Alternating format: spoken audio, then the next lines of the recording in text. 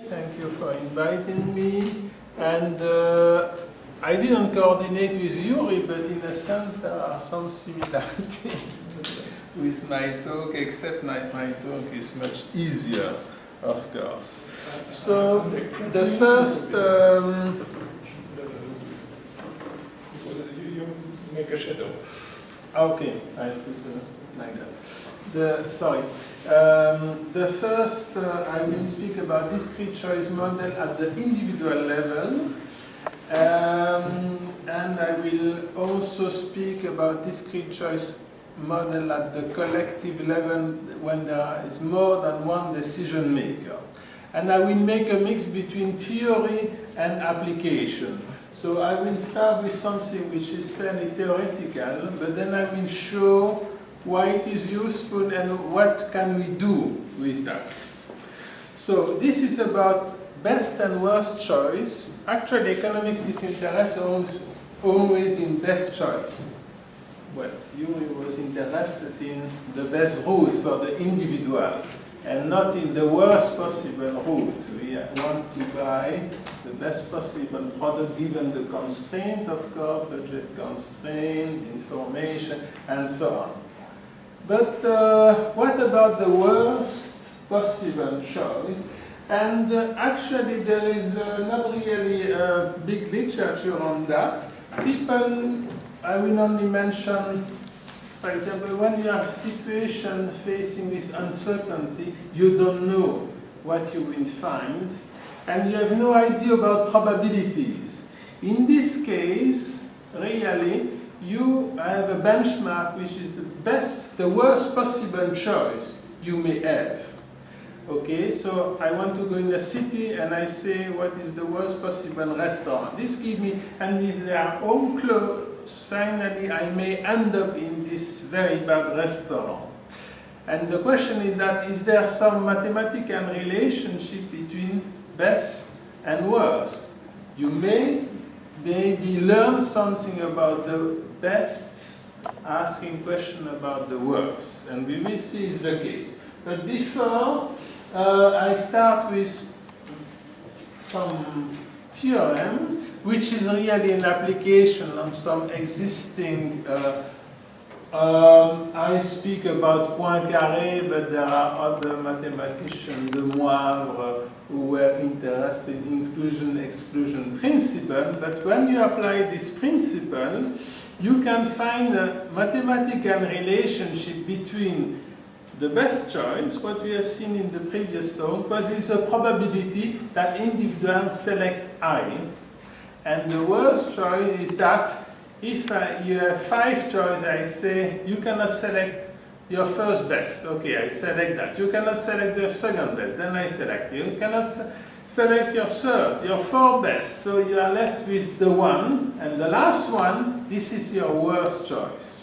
Okay, and there is a relationship between the best, which I call PI, so that the best choice, probability that one individual select I in the subset S, and the worst choice, P bar, is the probability that the individual select I in the subset T.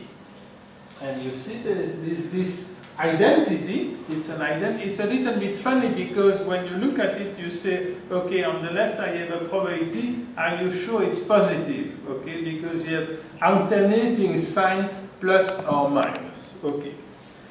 Now, what can we do about that? Well, well, it's useful to know that there are this logical relation, and I have no time to go further, but let's look what happens if you look random utility model.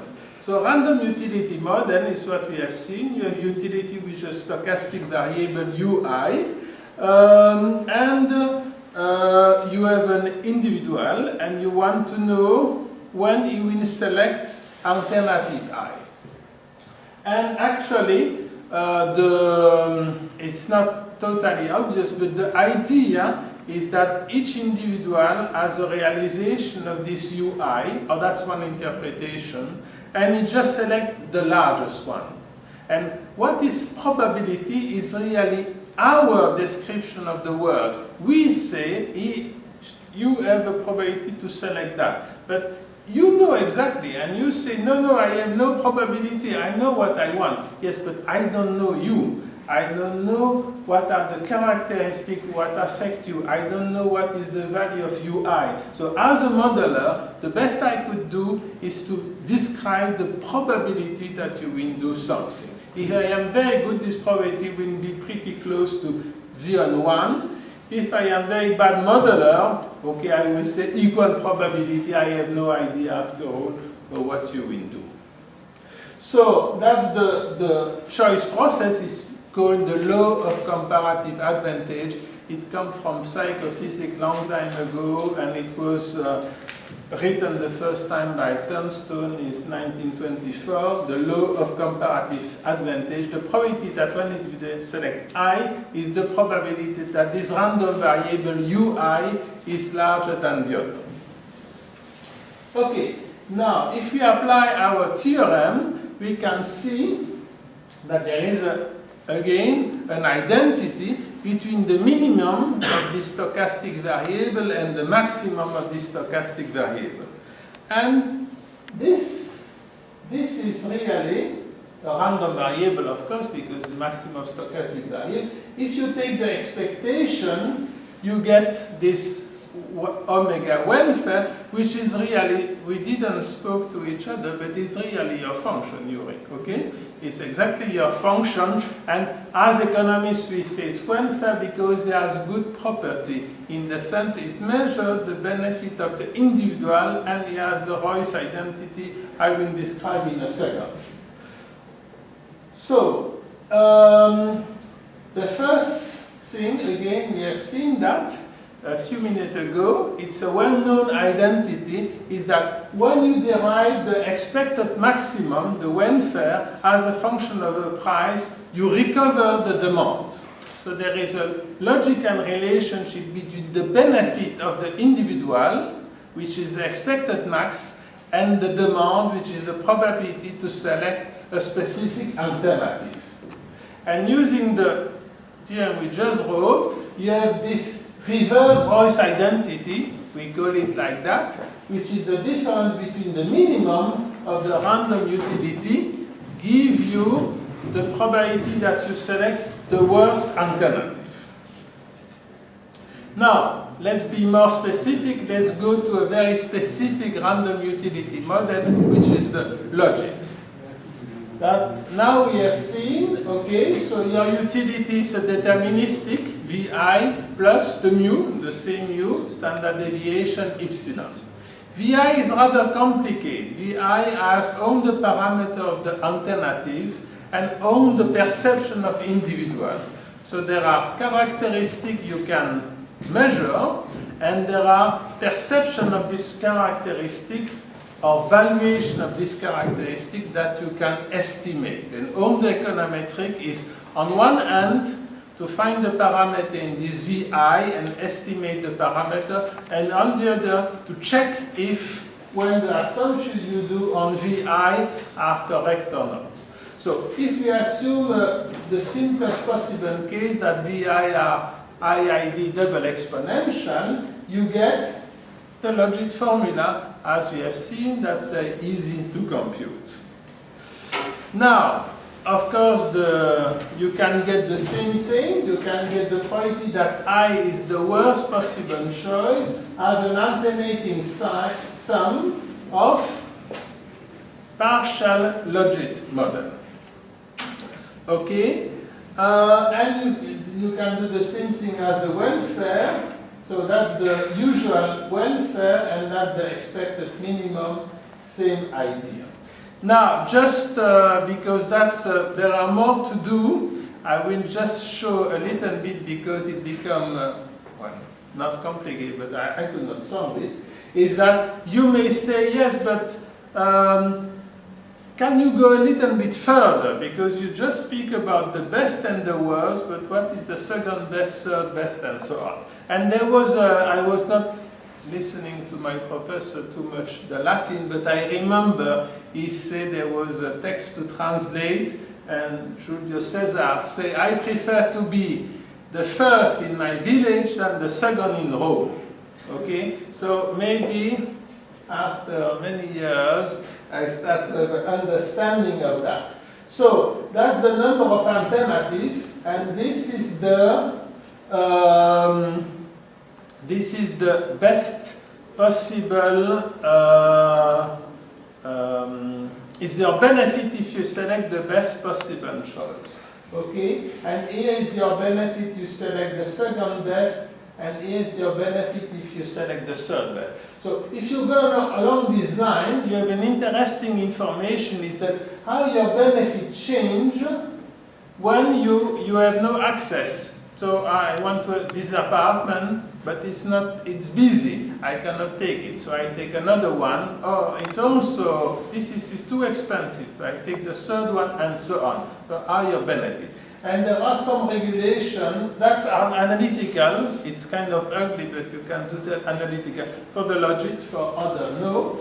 And then you see that, well, you can, I am the second in Rome, or I am the best in the village with 4 people. So you can compare this kind of information, which I think is very useful.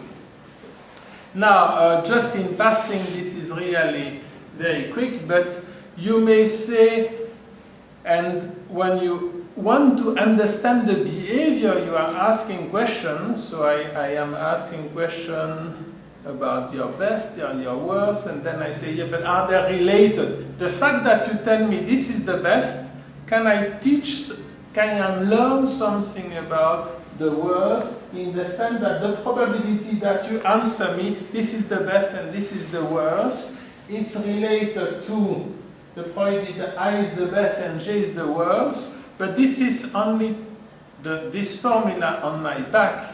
So I repeat, I was a little bit too quick. The probability that one individual say that I is the best and J is the worst is the product of the probability that I is the best multiplied by the probability that J is the worst for the logic model.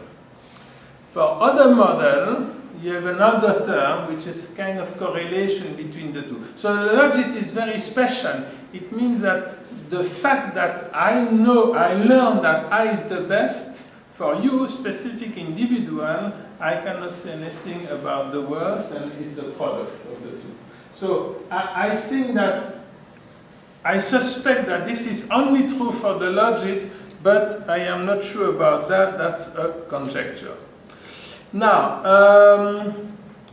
you have to listen, Yuri, because I didn't agree about your first equation. Sorry. Okay. That's the arum, V plus epsilon. And the reverse arum, I call it reverse, so I put minus epsilon. Okay? So I say I take the same model, but I take minus epsilon. If it is normal distribution, nothing is happening, of course. But the double exponential is not symmetric, so to take minus epsilon if you have double exponent is not the same thing. And now let's do the little trick.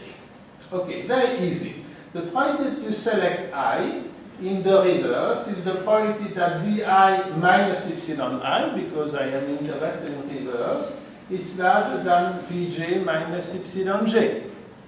Okay, I hope there is no mistake, I put a minus, so I change the sign. It's the probability minus Vi plus epsilon is smaller than minus Vj plus epsilon.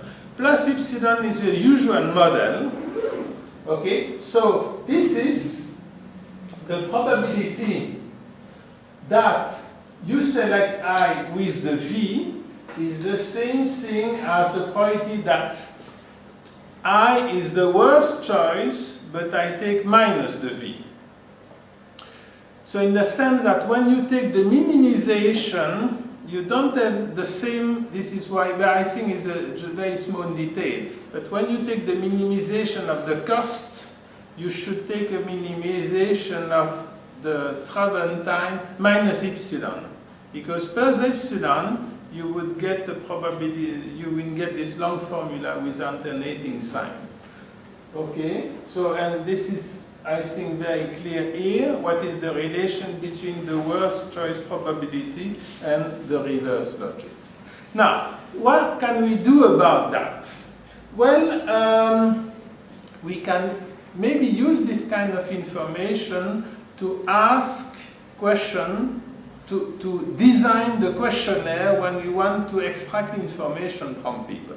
So, since my example is still a little bit abstract, I speak about a few seconds about kind of survey that we are doing. And surveys are very important in transportation because, well, one, they are very useful in strict transportation because you want to know where people live, where people work, you want to construct your origin-destination matrix, and this is basically a model to get tuned to get demand for mobility.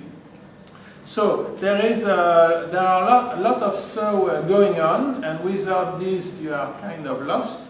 Some are objective information, in the sense that I live there, I work there, no problem. Others are more subjective information.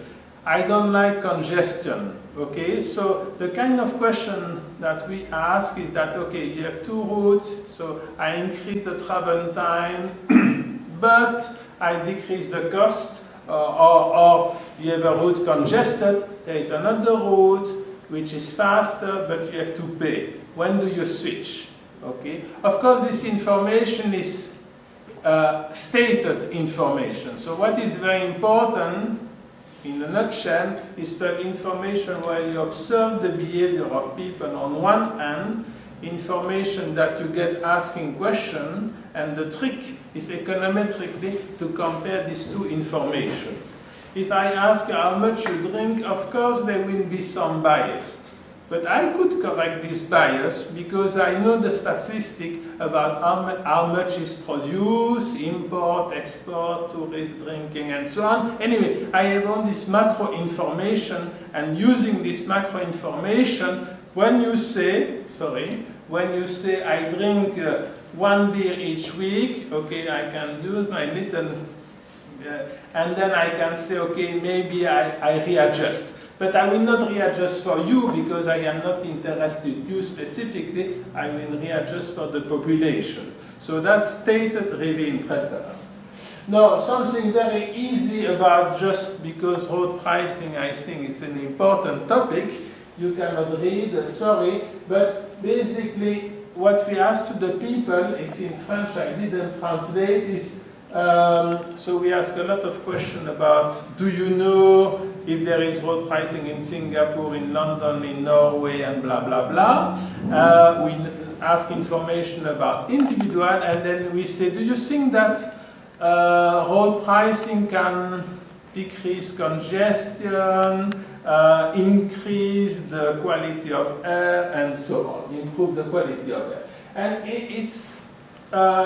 this is not even econometric, okay? It's rather big survey we did with 4,000 people, interview on telephone, and in order to get better estimate, it's very important that each individual has his own question, okay? So you have to randomize. If I want to know something, I have to randomize, and I have to strategically randomize. With the problem, of course, is that I have not the time to speak about that, but when you do that, that is, you customize your question, you get all problem of endogeneity in econometrics, so you have to be very careful. But okay, here it's very easy, it's just some data analysis before the econometric, and then we say, is the congestion useful against congestion, improve air quality, improve mobility, improve public transport. Why? Because the money is used to improve public transport in London. Increase inequality. Yes, it's good it's good road pricing, but the poor will pay more and the rich will pay less. Okay, that's one argument you can see on the newspaper. Or reduce individual freedom. There is the big brother who knows where you are, and some people we are going to use its information against you. So you see that I didn't put information here, the big correlation are between improved air quality, improved mobility. These are highly correlated. Okay? A smaller correlation with the improved public transportation, in the sense that air quality and mobility, you see, well, basically road pricing is efficient. It will improve the quality of the mobility. Better air, better mobility, and to some extent, the correlation is smaller, but still 0.44. It's good for the society because you will collect money and then you will use this money to improve the frequency of the bus. This is what has happened, as far as I know, in London. But now you have negative correlation with this inequality, in the sense that if you think well, there are two populations. Basically, there are populations who think they will increase this air quality mobility, and then there is the attitude toward the inequality and attitude toward freedom. And in a sense, if you think that there is efficiency, and then you are less likely to think that there will be freedom or it will increase inequality. So this is very rough information. What is interesting is to see who are who, in the sense that young people, for example, they don't believe too much about that. They don't believe too much it will improve air quality or it will reduce congestion. They believe a lot it will increase inequality or it will reduce freedom. Now you can correlate that with the knowledge. I will not give the result because they are not politically correct, but you may say, well, do you know, by the way, if there is a road pricing in Madrid, because you are expressing your, well, I am not speaking like that, of course, but you are expressing your view about road pricing is good and bad, but I want to know if you have read, so I just put you a little questionnaire, and this try to put a little bit that in perspective. Now, the question is that what is the most efficient way to ask questions? And I take a very simple example. So this is just a cartoon. The professor said you have to have a random survey, and the student is not political either. He asked on his questionnaire, are you random? Okay, so randomized means that if I ask you about choice between one route and another one, so one route has a travel time of 10 minutes and is free, the other route has a travel time of 5 minutes, but you have to pay something. The what you have to pay is a realization of random variable. Okay, that's randomized a questionnaire. Okay, now let's take very, very simple. We have just two alternatives, 1 and 2. Okay, so, and what I do is that rather to say, do you prefer tea and coffee, I multiply the number of tea by N1 and the number of coffee by N2. They are not exactly the same, they are all statistically identical. So the coffee is Arabica, Robusta, and so on. The tea, you are much better than me. You can create 5 different tea, which are statistically identical. And I ask you, okay, do you prefer coffee and tea? Okay, of course, if I put more type of coffee, I make the coffee more attractive. I have more chance that you see the coffee because you find exactly the type of coffee you want. Okay, so that's an abstract example to show why it is important to ask the best or the worst. So the probability that you select 1, the coffee, and 1 is the number of type of coffee, and 2 is the number of type of tea, and I normalize, so that's the V of before, I normalize the utility of the t to 0. I can do that without loss of generality. If you don't like 0, put 10. But okay, I can normalize one of the two. Okay, now you can compute the variance of your estimator, and this is the probability of the choice, and you see that in order to minimize the variance, you want to equalize the probabilities. That's simple computation. So when you look at the variance as a function of f1, you see that here, when I have alpha 1 very large, that is when I have a quality of the coffee very big, well, in order to minimize my variance, I have only one coffee. Because the attractivity of the coffee being large, alpha 1 large, I have one coffee and I have 10 n equal to 10, so I have 9 type of tea. Why? Because I want to have, as far as possible, the probability equal to 1/2. Yes, 1/2. Now, you can do the same thing for the worst. So you can compute the variance. The formula, you recognize the type of formula. They are explicit but kind of ugly. Now what we do is that we compute the variance of the best divided by the variance of the worst. In the sense that, what is the variance of the estimate of my parameter alpha if I ask you what is the best one, or if I ask you what is the worst one? It's not the same.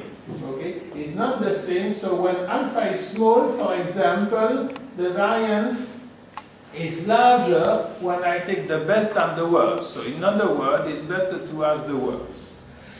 I thought that this was related to the asymmetry of the distribution, but indeed it's not the case, because if you think about it, you can take normal distribution which are perfectly symmetric and you have still this phenomenon.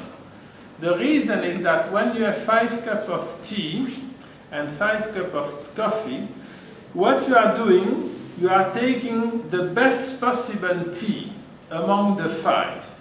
And the best possible of normal start to resemble quite a bit to a double exponential distribution, because it's an extreme value. So anyway, given your maximization procedure, you take the best, you introduce some asymmetry in the distribution. So this is also true, and we could not do the computation, but we did some simulation. This is also true for normal distribution. So now this is very simple example. The question is that how are you going to use that if you have a practical survey and you want to ask the people to elicit preference? I think best and worst are good, because if I say there are 10 restaurants here that you have seen, what is the 5th best restaurant? It's kind of more difficult psychological to say this is the best and this is the most awful restaurant. Also, by the way. But then, which one you have to ask? Okay, it's not null. You see, there is a factor of 4. Okay, so you can decrease the variance by 4, asking best rather than worse. Okay. Now, discrete choice model have been used a lot in transportation and in urban economics. I take some simple example in transportation just to see, well, it's very dirty. If you take real data and you run your model, then the problem starts, by the way. What can you get? Okay. Now, the trick here we did, we compare metropolis that you and I did some time ago with another one, Sylvester, and that's a dangerous experiment because comparing model, okay, everybody speak about that, but a few people do it.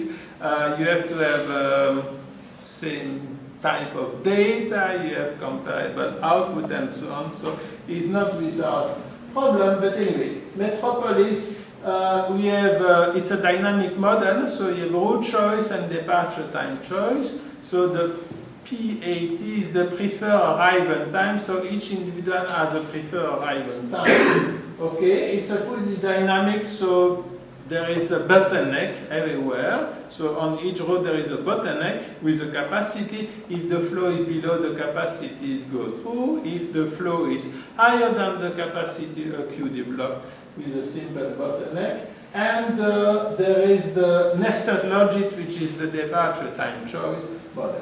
The Sylvester, which is a Swedish model, there is a preferred departure time, so you don't want to arrive at destination. Today we want to be there at 9 o'clock, but you have a preference. You want to depart from the origin at 7 o'clock because, okay, whatever reason. It's a quasi-dynamic in the sense that it's 15-minute time slice, and the departure time, the departure time model, it's somewhat more complicated than the nested logic. It's a mixed logic, so it basically says that you have random coefficient in your model. Okay, so we apply these two models for Stockholm. Okay, there is a cordon toll, and that was good because you can do before and after. Because again, if you take your model and you see, look, I can explain everything. Well, this is a very dangerous game, by the way, because weaker you are and better you explain reality. Because you put more parameters and everything is nice. But weaker is your ability to predict the future. Okay, so for that, academic looks very often stupid with respect to consultant, because consulting a very nice fit and academic not. Because we try to use very small parameters and we want to be able to forecast these parameters, by the way.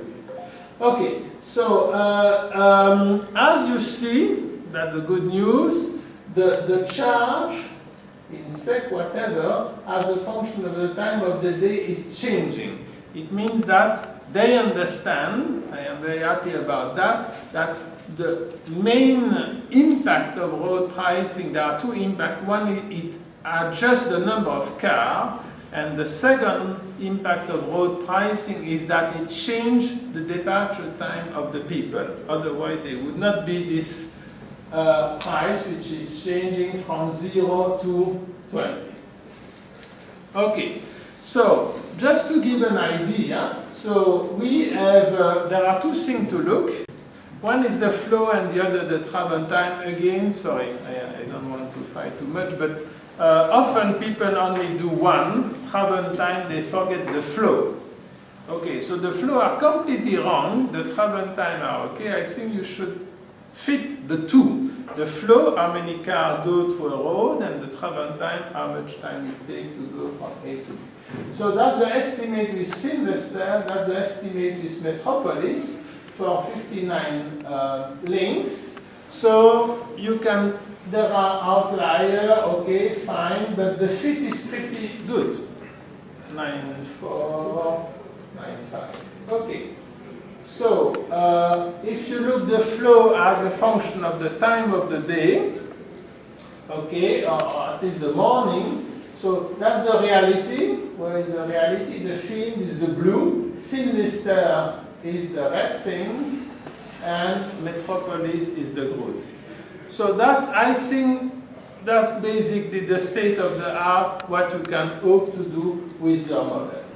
Now, the travel time, maybe you are not so happy, because the travel time Sylvester has a fit of 0.3, and I say this is the reason people don't do the both, because when you calibrate very well on one, the other is pretty awful, and it happens that Metropolis is somewhat better because it has an R square of 0.7. But this is all so before charging. So you don't change the model, you put the cordon toll, and you see what happened. Okay, it's what we did. So now, after charging, if you look at the travel time, basically, well, you have the fit, Sylvester 0.5, Metropolis 0.7, and the same thing for the flow. The flow here are pretty good, by the way, Sylvester 9.5 and metropolis 9.2. So you have a pretty good ability to predict what will happen in the system. Of course, this is not enough. You have to look at the revenue generated, you have to look at the congestion generated, and so on. I have not the time. I will just put one curve which I think is very important, and this has been done with Metropolis for Paris. You say, okay, what should be the level of pricing in Paris? So, well, it depends what you want. Do you want to make as much money as you can? Then you maximize the revenue. The money, you want to collect the money, the government, because the government has no more money.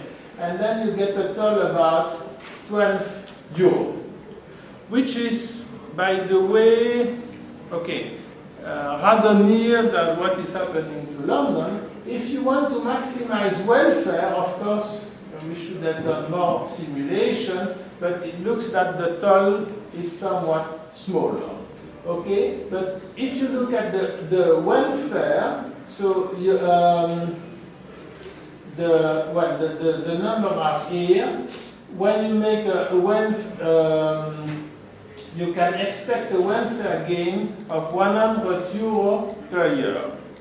Per user and per year. So you may say, well, this is a figure I believe quite a bit because we did the Excel model by Small and Perry. They are published and very easy. When we find the estimate, we did Metropolis, and then we did a monocentric model. That is, what is important also when you do a policy is to say what are the long-range impact of your policy. And the long-range impact of your policy, of course, if you put road pricing, is that there will be a concentration of population and job.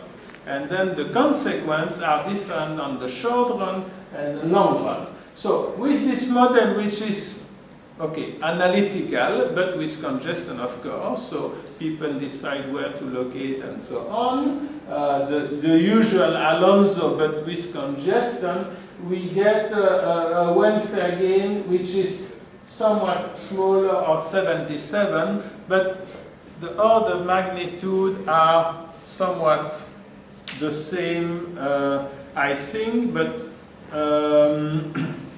they are different, and the impact are smaller on the long run when there is readjustment. Now, this kind of model, it's a toy model. This is a link 3,000. No, I think that is, yes, 3,000 links. So it's a relatively detailed model. This is a toy model, and to do something which is more serious, I will speak about that, but it's a big activity because it's very complicated to do long-run model. So now, I have a little bit time is to go to collective model. So what we have seen till now, and it's true in the application, you have individuals who make single decision. But when you think about that, is very often it's not the case.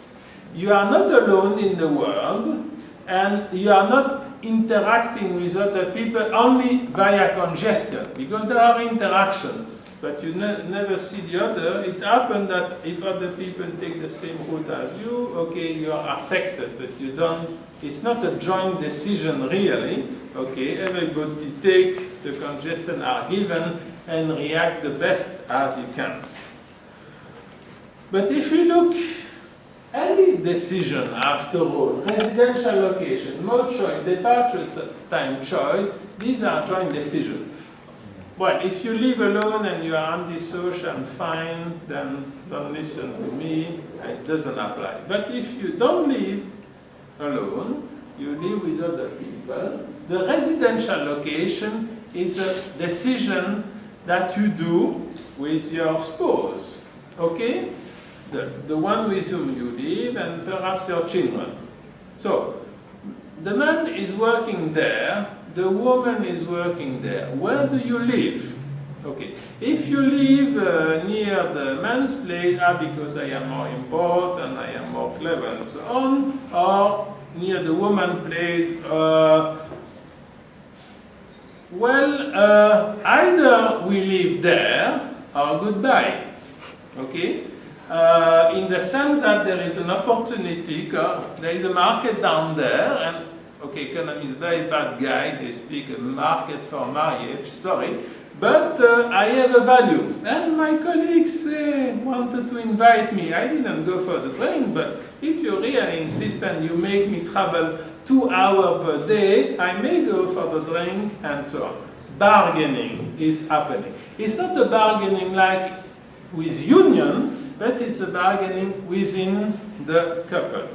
Departure time, you may say these are independent. Well, not really, because if you live with somebody, I hope is the case for you, you prefer the other to be there than not to be there. If it is awful, then leave alone.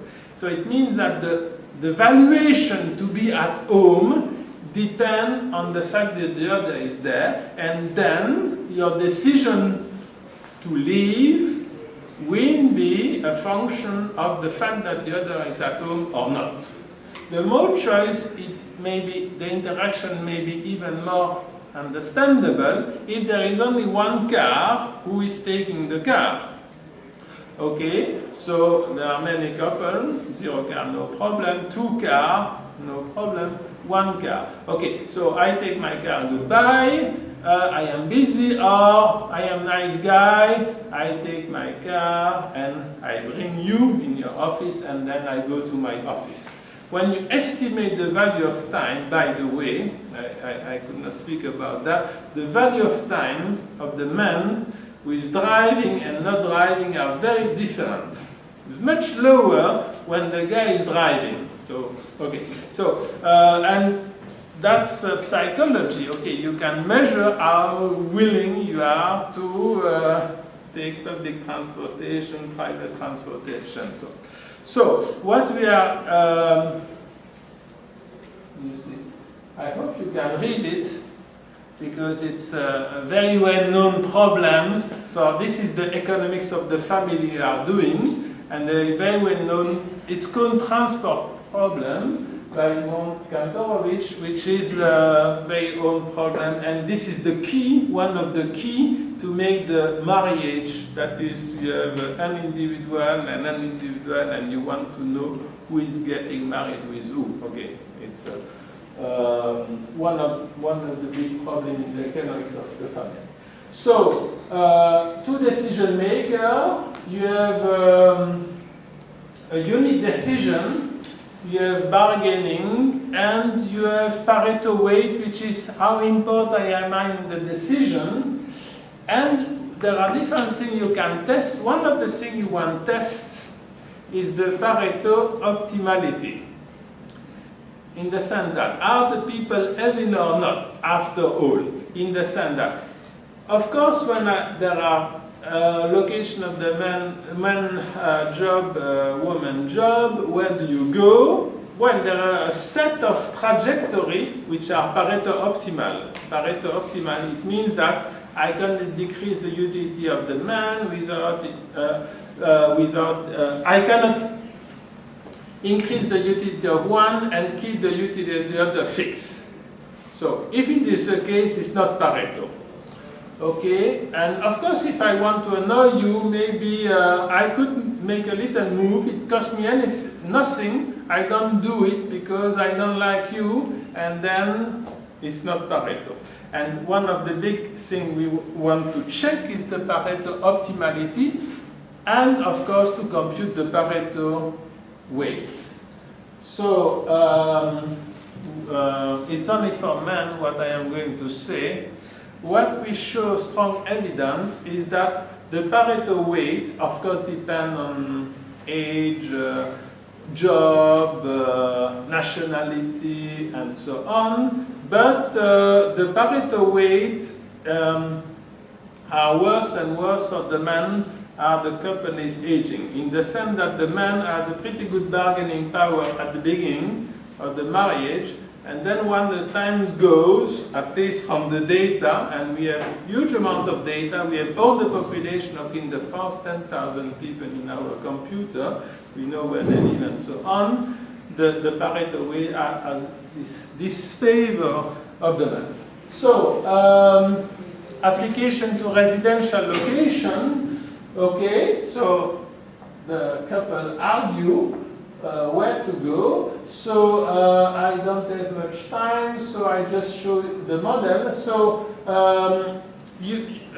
residential location, you have to be subtle enough in order to put all the things which matter. So there are the dwelling characteristic, is that one room, two room, and so on, with some price. And you have local amenities that I like to live here because I like the garden, I like the trees, I like there is a lake down there, and so on. So that's the amenities. And of course they are valued differently by the man and the woman.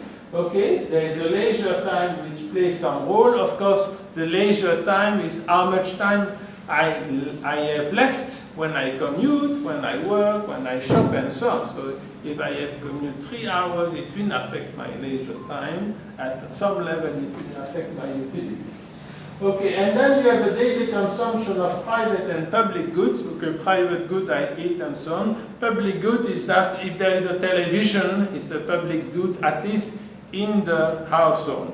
So what economists of the family, they take very general description used in economy and they apply it in the family. So that's my utility function for the individual J, man or woman, which depend on this dwelling characteristic, leisure time, and good. And what you do is that you just say, I put different weight for these 3 elements, okay, with new one. But you can show theoretically you do that. So I do a weighted average for the couple of the utility of the man and utility of the woman. So one has mu1, the other has 1 minus mu1 for the first characteristic. These mu1 are the Pareto way. These mu1 depend on the characteristic, age, education, blah, blah, blah, and you are interested. Now, what we did is that we compute something which is, for me, absolutely fundamental, which is the value of time. How much you value to be 1 hour in the, how much it costs you to be 1 hour in the car or in the public transportation. Why it is fundamental? Because in order to build any road, to do any change in infrastructure, you need this value. If you want to do economic analysis, otherwise you just say, I like to construct the road, that's it.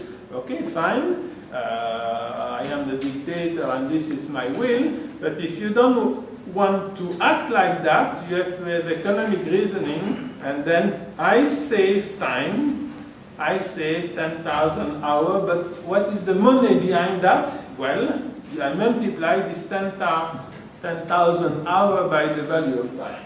Okay, so, and then you see, it's not as clear as I want, but there is the blue is the man and the pink is the woman, and there are 4 curves here.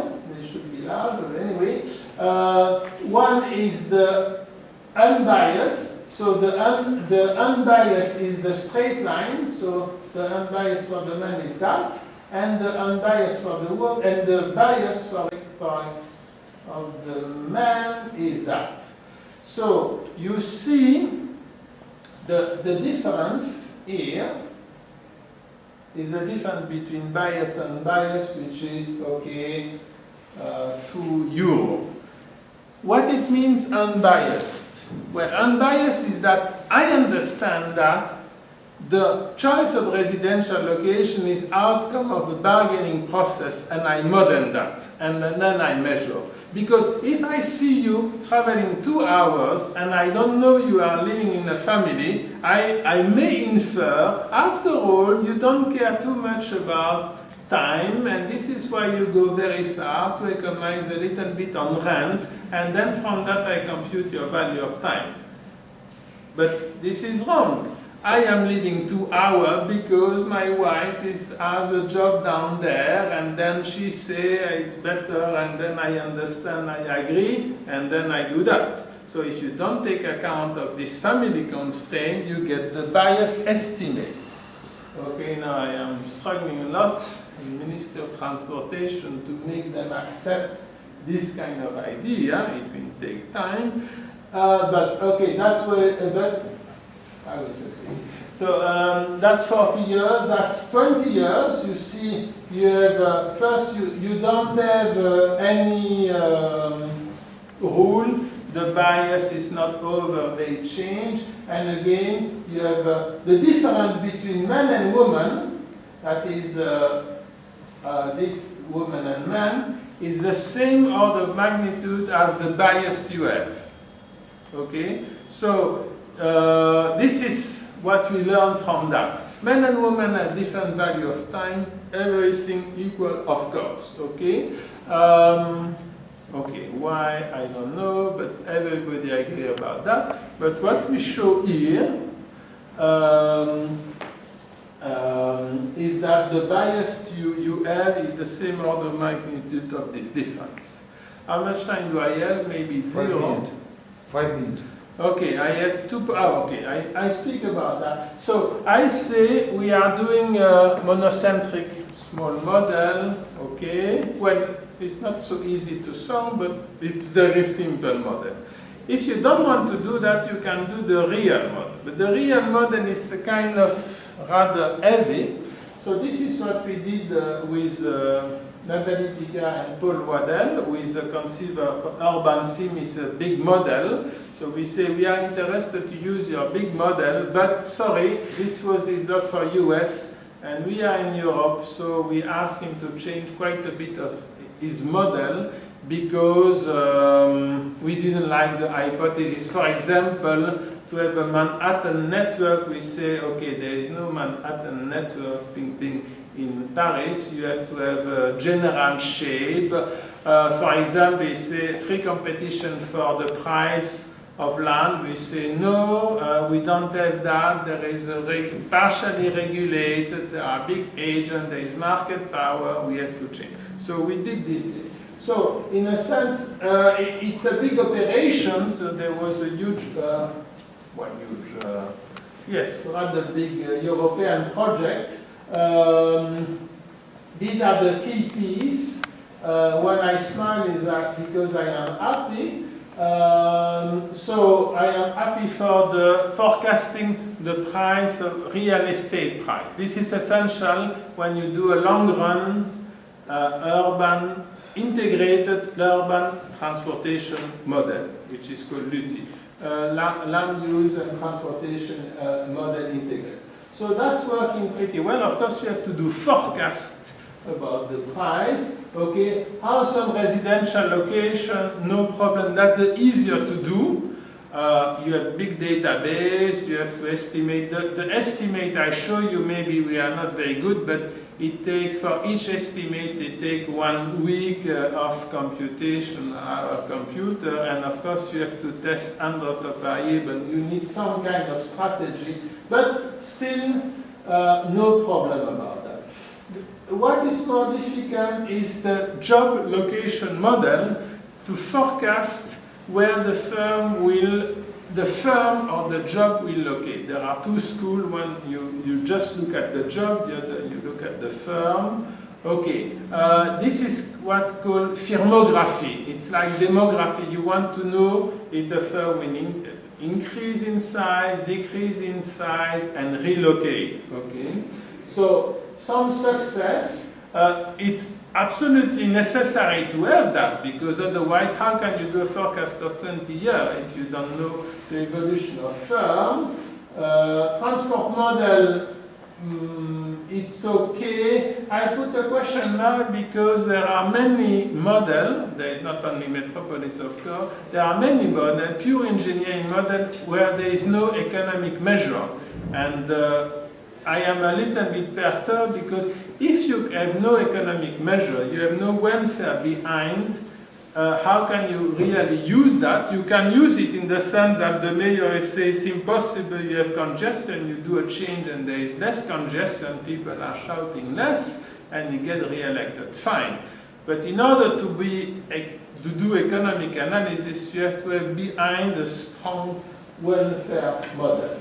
Okay, and this is the last thing I should speak, which is absolutely essential, is the demography. After all, if you want to look at the evolution of city, the most fundamental variable is the demography. So we construct with the demographic department in France, which is pretty good, I think. In Ed, at least the results are good because it's one of the European countries where, okay, the fertility is significantly more than 2, so that the population increase without immigration. So we construct a demographic model. So births, deaths, marriage are computed in the model, and there is not a loop in the sense that we don't adjust the parameter to the structure of the city, which should be done, but nobody does that in the world. But still, so we have exogenous parameter that we estimate with other models, but still we can have this demographic evolution, and this is, so we have the pyramid of age, and of course this is essential to know aging population, young people, and so on, because this explains. So I think I will not speak about the entropy model because it's too late. It will be for the next time, and I thank you for your attention. Question? We have time only for one question.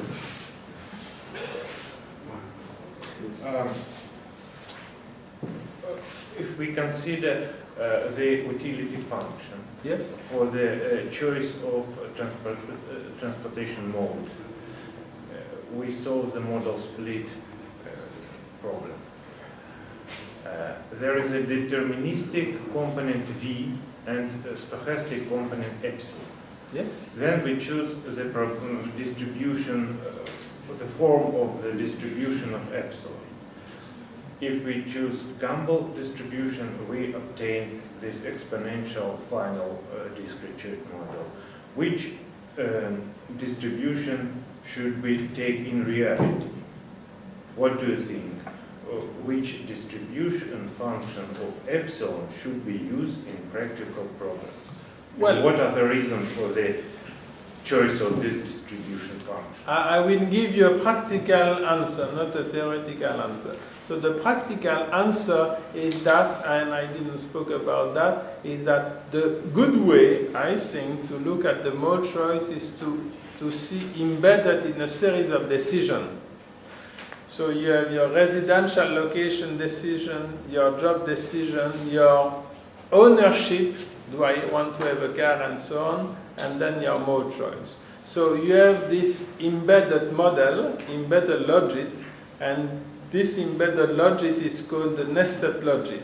So you can say, okay, I am less precise to describe some level, but this gives a model which are much more flexibility than the logic model, and as far as I know, this would be at least the good step to do is to have this general extreme value distribution, which are generalizing this double exponential.